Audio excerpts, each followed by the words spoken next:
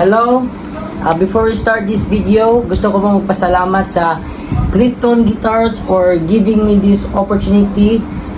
Isa po ako sa napili nila na mag-review sa bago nilang guitar, Jazzmaster. Maraming salamat po sa opportunity and maraming salamat. This is my first time and thank you.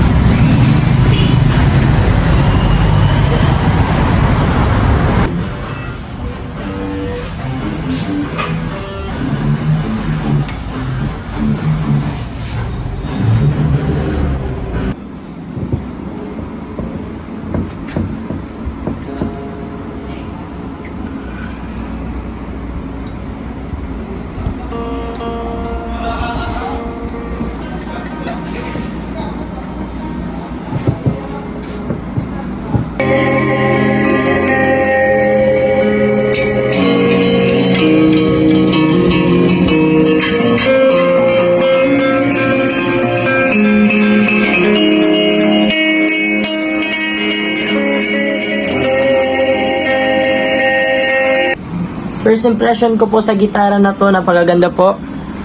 Tsaka matagal na rin po kasi akong gustong magkaroon ng gantong Jazzmaster. LP user po kasi ako. Napakagaan rin niya. Ang ganda nito yung speed. Ang ganda. Clifton.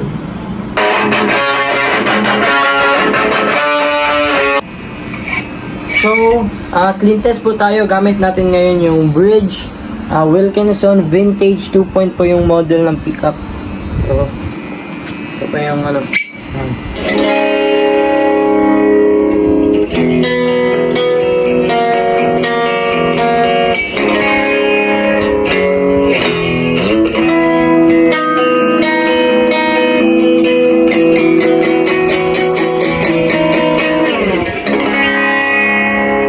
So ngayon po, clean tone po ng both pickups.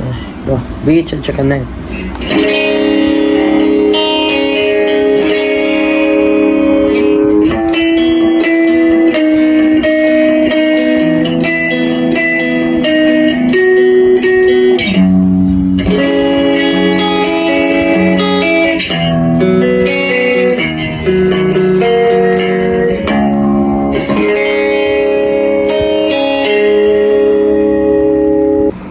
So, i-try po natin yung clean test ng both pickup ito.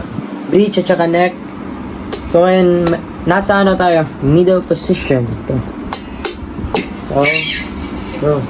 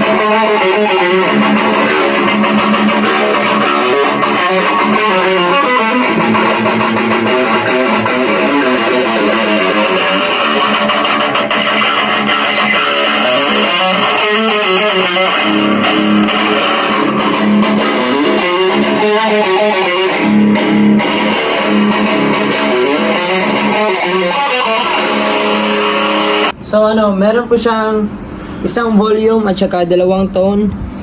Itong tone na to ay control po sa pickup na bridge. Ito, try natin 0. Tsaka yung isa naman, control po dito sa neck. Naka 0 po ito ngayon.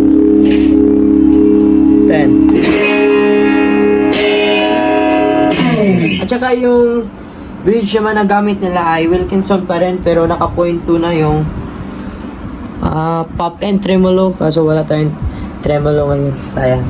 So, ito. 0.2. Mas maganda to.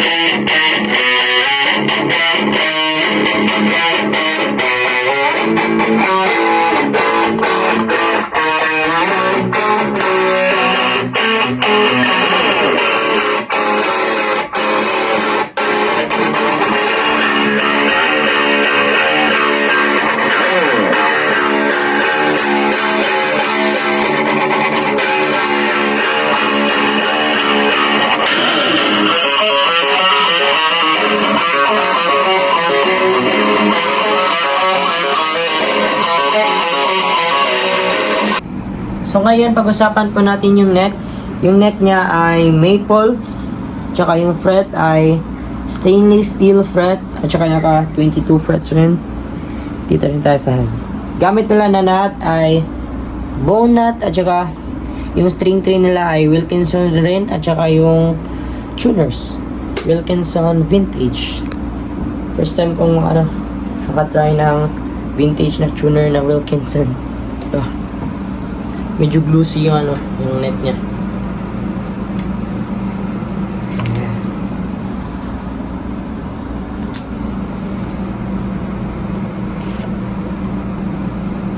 Clifton Jazzmaster.